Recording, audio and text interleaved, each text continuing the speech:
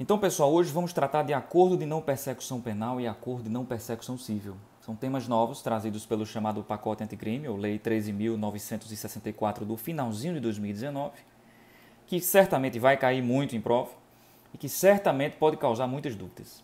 Então, a gente vai tentar trazer aqui algumas explicações sobre o tema através de várias perguntas e várias respostas. Então, no material aí na descrição do vídeo, que você pode baixar, contém várias perguntas sobre esses temas. Se você lê o material e já souber as respostas, certamente esse vídeo não é para você. Ele não terá grande utilidade. Mas se você não souber ou quiser saber, pelo menos a minha opinião, com base na doutrina que utilizei para este vídeo, para este nosso encontro, a gente continua. Falando nisso, qual foi a doutrina que adotei para este nosso encontro? Foram três, basicamente. Professor Nutt, professor Rogério Sanches e esse garoto aqui, professor Renato Brasileiro, aqui o manual completo dele de processo penal. Esses dois, menores, do professor Nutt e do professor Rogério Sanches, são específicos do pacote anticrime. Então, com base nesses professores, no que eles falaram aqui desses livros, é que eu condensei, tentei condensar, para trazer para vocês aqui o resumo, ok? Evidentemente que os professores não esgotam a matéria. É uma matéria muito nova, que causa muitas dúvidas, e algumas delas que tive durante a leitura da lei não foram solucionadas pelos professores. Claro, eles não têm bola de cristal para saber tudo o que pode acontecer, claro. E quando isso acontecer no nosso encontro, tiver uma pergunta aqui que eles não trazem a resposta, aí, claro, vou dizer para vocês que é uma opinião minha, que foi formada depois de muita conversa com muita gente que atua diariamente no processo penal. Então, advogados, promotores de justiça, colegas juízes, enfim, muita gente boa que deu grandes opiniões, e aí formei a minha e vou passar para vocês, tentando colaborar aí com a discussão. Claro, sem nenhuma pretensão de ter a palavra final, é claro, de ser absolutamente correto em tudo que falar. Ok? Esse tema será objeto de muita evolução, especialmente no campo da jurisprudência e da doutrina. Temos que aguardar ainda o que é que os tribunais e tribunais superiores têm a dizer sobre muitos pontos aqui do artigo 28A do CPP. Então, você já sabe que nós vamos tratar do 28A do CPP inicialmente e depois vamos tratar da lei de improbidade administrativa no chamado acordo de não persecução civil. Mas isso aí fica para o final, beleza? Feitas essas ressalvas, claro, esses disclaimers, como o pessoal mais jovem gosta de falar, vamos então para a pergunta número 1, que é o básico. Qual é o conceito de acordo de não persecução penal, também doravante chamado de ANPP, para ficar mais fácil? Então, o professor Renato Brasileiro, ele traz um conceito bem completo e dá para a gente trabalhar muita coisa em cima desse conceito. Vamos lá. Segundo o professor Renato Brasileiro, anotei aqui para vocês, o ANPP, Acordo de Não Persecução Penal, é o negócio jurídico extraprocessual firmado entre o Ministério Público e o investigado ou suspeito, autor do fato delituoso, necessariamente homologado pelo juiz competente, onde o suspeito, assistido por seu defensor, confessa formal e circunstanciadamente a prática do delito e se sujeita desde já a certas condições impostas pelo Ministério Público, condições essas que não acarretam a privação de liberdade, em troca do Ministério Público se comprometer a não ajuizar a ação penal correspondente, ou seja, a não perseguir judicialmente o caso penal extraído da investigação em curso. Então, esse é o conceito.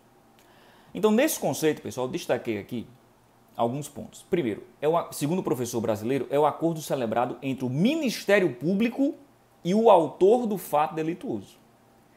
A lei, em nenhum momento, fala em acordo de não persecução penal firmado entre particular e investigado.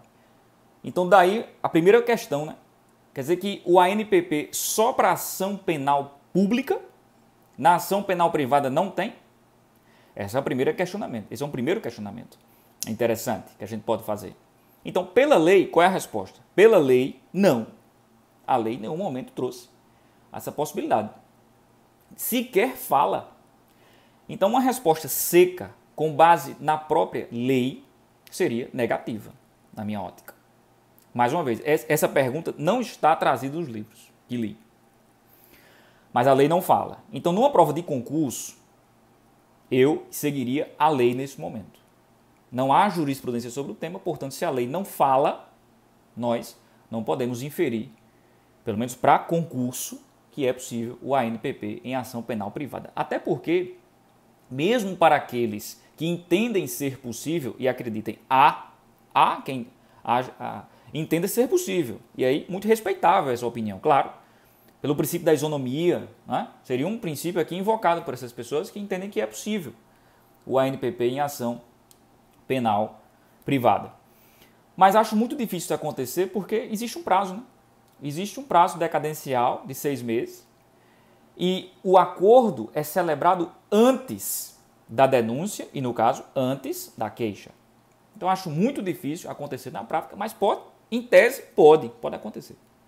Mas para um concurso, seguindo a letra fria da lei, o acordo é celebrado entre o Ministério Público, então, portanto, pressupõe-se que estamos tratando de ação penal pública, e o investigado. Ok? Investigado esse assistido por seu defensor. Então, esse é mais um ponto que merece destaque. Se o investigado chega perante o promotor de justiça, olha, eu queria fazer um acordo, o senhor quer fazer?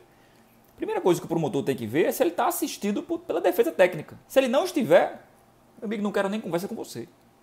Eu não quero conversa com você, eu não posso tratar com você sem uma defesa técnica lhe auxiliando. Porque isso aqui seria nulo. Então, a presença do defensor técnico é absolutamente imprescindível. Seja advogado particular, seja defensor público. Outra questão que pode surgir na prática, e aqui já aprofundando um pouco, veja, a primeira pergunta já surge algumas dúvidas, né? É se o réu, no caso, melhor dizendo, o investigado, não tem condições de contratar um advogado particular e o defensor público competente se recusa a assinar o acordo de não persecução penal, talvez por entender que seja inconstitucional, também há corrente nesse sentido, inclusive. A constitucionalidade desse instituto certamente será objeto de análise pelo Supremo Tribunal Federal. Certamente. Porque há quem entenda que é inconstitucional. Então vamos supor que o defensor público, não vou assinar não. Eu não concordo com esse instituto e não vou participar disso. Ora, nesse caso, infelizmente, minha ótica, mais uma vez, não está no livro. Essa dúvida não está aqui, não está nesses livros que trouxe para vocês.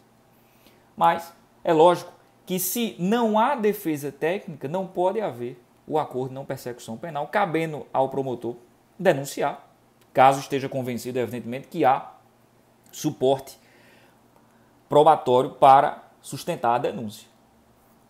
Não, infelizmente não há o que fazer. Okay? Por quê? Pela norma, pela lei, artigo 28A do CPP, a presença do defensor técnico é imprescindível. Ok? Então vamos lá. Segunda pergunta. O ANPP instituiu no Brasil o que se chama de plea bargain, instituto previsto no direito penal americano? Não. Cuidado com isso, pessoal. Muito se disse que esse instituto se confundiria com o plea bargain lá do direito americano. São institutos semelhantes, porém não iguais. No plea bargain, o Ministério Público, no caso americano, tem ampla liberdade para negociar praticamente em qualquer caso com o investigado, com o suspeito. E pode negociar, inclusive, o conteúdo da denúncia, a quantidade de crimes denunciados e a quantidade de pena. E o tipo da pena. Quer dizer, a possibilidade do Ministério Público negociar no direito americano, no plea bargain, é ampla. No acordo de não persecução penal, a gente vai ver? Não. A lei traz uma série de limites ao Ministério Público que não pode negociar em todo e qualquer caso. Há certos requisitos que o caso deve preencher para que o acordo seja possível. Portanto, o acordo de não persecução penal não se confunde com o chamado plea bargain, apesar de ter algumas semelhanças com esse instituto. Ok? Terceira pergunta. É correto dizer, então, que o acordo de não persecução penal representa exceção ao princípio da obrigatoriedade da ação penal? A resposta é sim, pessoal. E não é o primeiro instituto que representa uma exceção a esse princípio. Como regra, o Ministério Público, diante de um fato delituoso que é trazido ao seu conhecimento, tem a obrigação legal de denunciar. Essa obrigação existe para que o promotor não escolha quem denunciar. com base em julgamento subjetivo. Ele deve denunciar.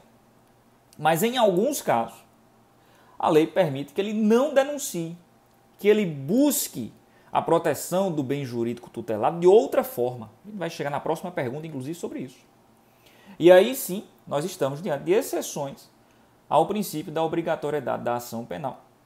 Já previsto, por exemplo, transação penal, suspensão condicional do processo, acordo de leniência, acordo em colaboração premiada em que o Ministério Público opta por não denunciar o colaborador, aliás, sendo esse o melhor prêmio que um colaborador pode ganhar, na minha ótica.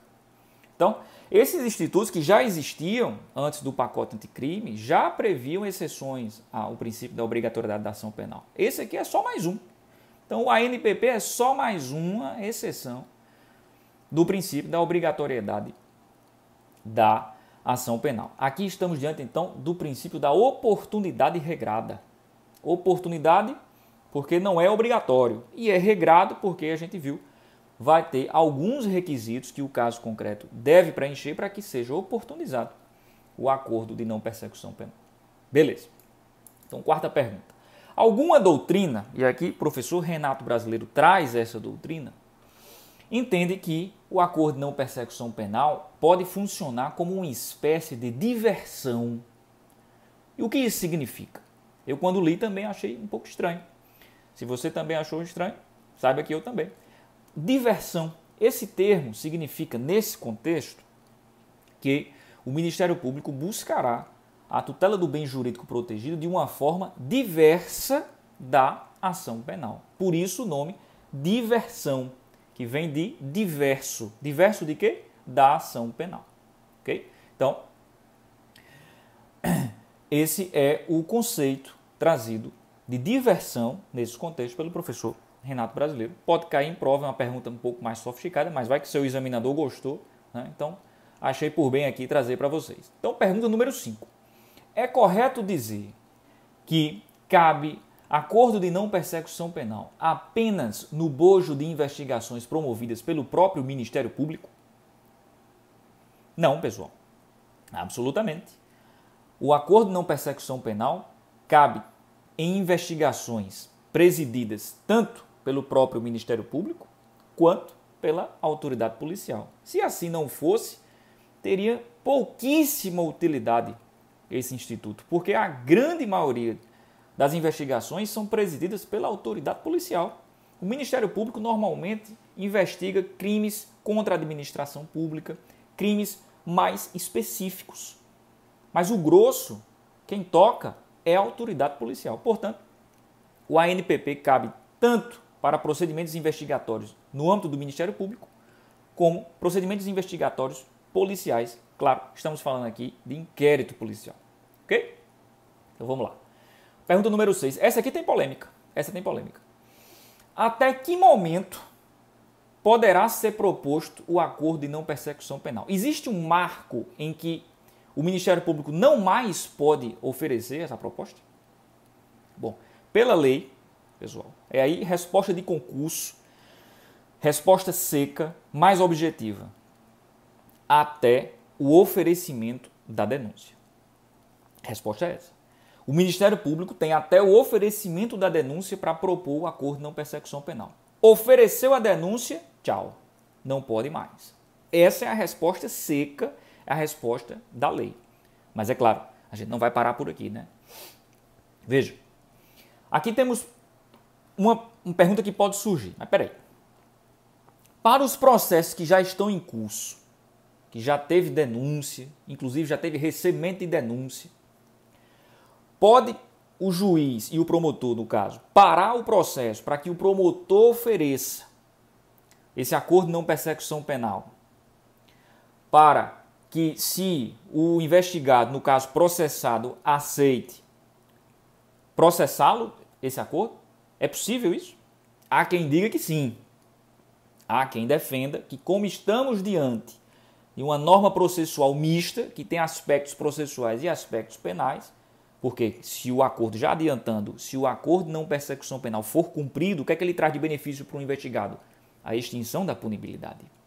Então tem gente que entende que isso é uma norma processual mista. Então, teria que retroagir para beneficiar o réu. Então, com esse pensamento, para esse pessoal, essa doutrina, entende-se que, mesmo para processos em curso, já que estamos diante de fatos pretéritos, a norma deveria retroagir. Então, portanto, deveria parar o processo, oferecer o acordo e então ver se o cidadão iria aceitar ou não acompanhar de sua defesa técnica. Mesmo para essa doutrina, para essas pessoas que pensam dessa forma, o limite seria a sentença. Porque quando o juiz já está em sentença, significa que o Ministério Público já produziu todas as provas, quer dizer, já teve um trabalho gigantesco durante o processo e dificilmente iria propor um acordo de não persecução penal depois de ter todo esse trabalho. Agora, no início do processo penal, ainda se vislumbra uma chance de parar o processo para oferecer o acordo e aí sim ver se ele vai aceitar ou não, ver se esse acordo vai para frente ou não. Essa é uma corrente. Outra corrente diz que não. Diz, olha, o recebimento da denúncia ao tempo antes do pacote anticrime é ato perfeito e acabado. Um abraço. E se a lei não permite, para os casos novos, que o promotor oferte o acordo de não persecução penal após o oferecimento da denúncia, porque são incompatíveis. Ora, se o promotor quis denunciar, é claro que ele não quis fazer acordo. Ele quis denunciar. Então, para essa segunda corrente, não é possível retroagir, porque o ato já é perfeito, portanto, toca-se o processo. E aí, infelizmente, para o investigado, no caso processado, restará, então, aguardar a sentença. Essa posição é, pelo menos, até onde vi, a posição dos ministérios públicos. Pelo menos a maioria com que tive conhecimento está agindo dessa forma. Os processos que já estão em curso, os promotores não estão, pelo menos até onde vi, apresentando proposta. Pode apresentar? Pode. E aí você pergunta, claro que pode. Ele pode apresentar. Se o juiz concordar, ele para o processo. E eles fazem tudo no primeiro grau, não havendo discordância de ninguém, nem do juiz, nem do promotor, nem da defesa. Tranquilo. Pode ser feito. Mas, repito, para a prova, me parece correto dizer que não é mais possível. Ok? Pelo menos, em princípio, essa é a resposta que eu daria numa prova. Agora, uma situação curiosa pode acontecer. Vamos supor que o promotor pegue o caso, o inquérito policial, e veja que o caso é bastante complexo, é um crime grave, com violência, que ele diz, olha, isso aqui não cabe acordo aqui. Não vou fazer acordo, porque já sei que não cabe, porque não preenche os requisitos. Vamos supor que são 2 crimes cujas penas mínimas somadas ultrapassem os 4 anos. A gente vai ver esse requisito já já. Mas aí já não cabe acordo, então vou denunciar. Aí no meio do processo se vislumbra claramente que um dos crimes não existiu. Sei lá, durante a instrução já fica bastante claro que um dos crimes que o promotor achou que existiu e denunciou, fica claro que não existiu. Então, nesse caso, o crime remanescente, isoladamente, poderia autorizar o acordo de não persecução penal. E aí, nesse caso? Será que temos que parar o processo? Porque o réu, nesse caso, seria injustiçado, né? Ele foi denunciado por algo que sequer existiu e o próprio Ministério Público está convencido disso após a instrução. Então veja que é uma situação que pode acontecer. Também não foi tratada no livro. Veja que como são situações que podem acontecer. A gente vai estudando e vai imaginando, e essas coisas podem acontecer. Não. Então, nesses casos, me parece cabível. Me parece cabível, por uma questão de justiça, poder ofertar, o Ministério Público, neste momento, ofertar o acordo de não persecução penal. Porque o próprio Ministério Público, nesse exemplo, estaria convencido de que o crime não existiu e o outro remanescente, isoladamente, autorizaria, então, o acordo. Beleza? São situações interessantes, né? Que podem aí ser objeto da vida prática dos que já atuam no processo penal e podem ser objetos de perguntas de concurso futuramente. Ok? Então, vamos lá. Pergunta número 7. O acordo de não persecução penal pode ser proposto na audiência de custódia? Essa é uma pergunta que o professor Renato Brasileiro traz a resposta. Para o professor Renato Brasileiro, a resposta é positiva. Pode. Não não vê o professor Renato nenhum problema. Claro que desde que estejamos falando de aproveitar a oportunidade da audiência de custódia como sendo uma oportunidade que o investigado vai até o fórum, onde está o juiz, onde está o promotor, e neste contexto, em ato separado, ou seja, numa sala separada, possa o promotor apresentar já de imediato sua proposta junto com o defensor técnico e o próprio investigado. Veja que não é na própria audiência de custódia, é apenas na oportunidade em que vai ser realizada a audiência de custódia, numa sala à parte, faria-se a proposta e, se houvesse aceitação, já traria para o juiz que vai presidir a audiência de custódia a possibilidade de homologação deste acordo de não persecução penal, facilitando tudo, né? Aproveitando-se a oportunidade por parte do Ministério Público, por parte da Defesa, por parte do Judiciário. Representaria, claro, uma economia processual. Essa é a opinião do professor Renato Brasileiro, uma opinião que me parece corretíssima. Agora, recentemente, se não estou enganado, dia 27 de maio, ou foi dia 29, estou na dúvida, o CNJ deu um parecer, né, numa consulta realizada àquele órgão, dizendo, e a consulta era essa, né, se era possível, na audiência de custódia, haver o acordo de não persecução penal. O CNJ disse que não é possível. Então, para a doutrina do professor Renato, sim, é possível com aquelas condições que disse. E mais, claro, neste caso, o juiz e o promotor que iriam fazer a audiência de custódia devem ser o juiz e promotor naturais para o acordo de não persecução penal. Não podem ser outro juiz, porque às vezes acontece, né? Às vezes a custódia é feita pelo plantonista, mas não é o juiz natural. Então, nesse caso, não.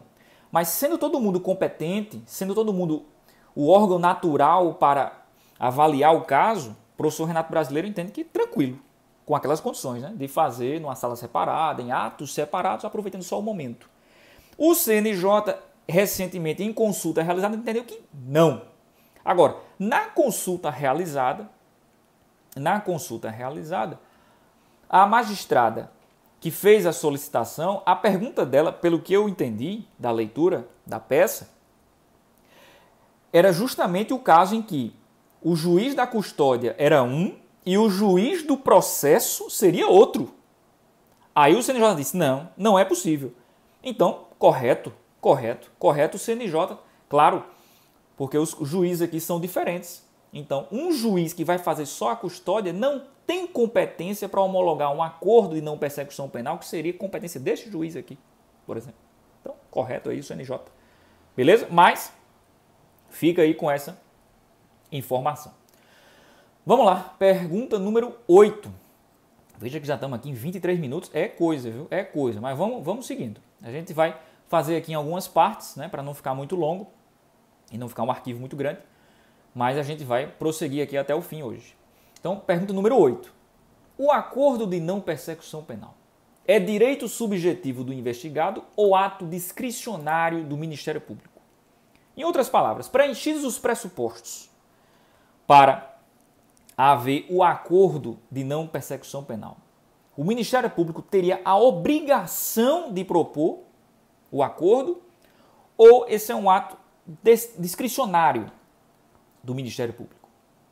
Prevalece em doutrina que o acordo de não persecução penal é discricionariedade do Ministério Público.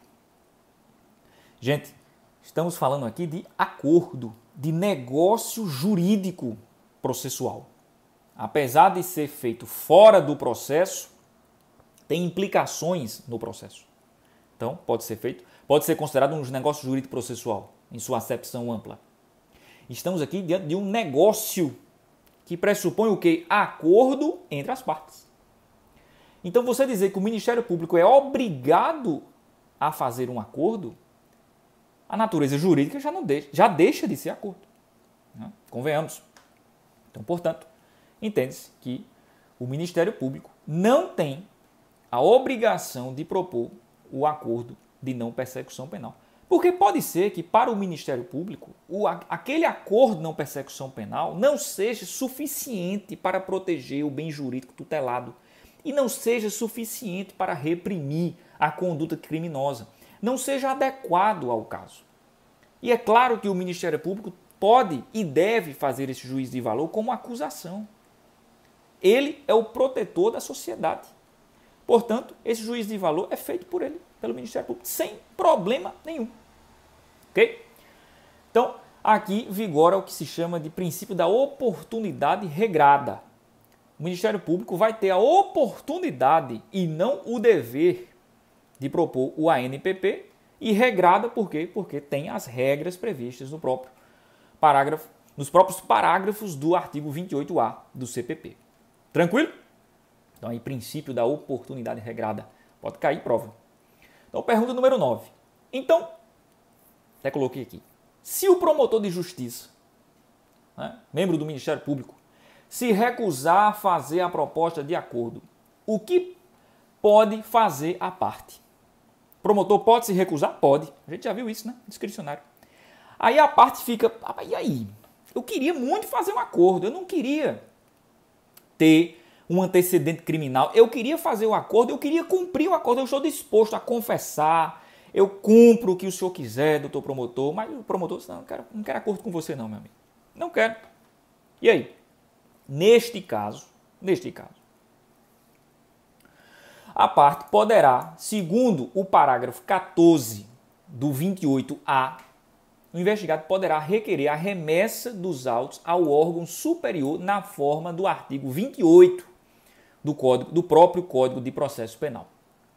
Esse dispositivo, pessoal, ele meio que reproduz o teor do enunciado número 696 da súmula do Supremo, que trata basicamente da mesma forma a suspensão condicional do processo, ou seja, quando o cidadão tem, em tese, o direito à suspensão condicional do processo, mas o Ministério Público recusa. Neste caso, remete-se à autoridade superior, ok? Que vai decidir se apresenta ou não o acordo de não persecução penal. Então, beleza, 27 minutos, antes da gente passar ao próximo, eu vou fazer um corte aqui epistemológico e a gente prossegue. Eu vou fazer o upload, inclusive, todos de uma vez. Tranquilo? Vamos lá.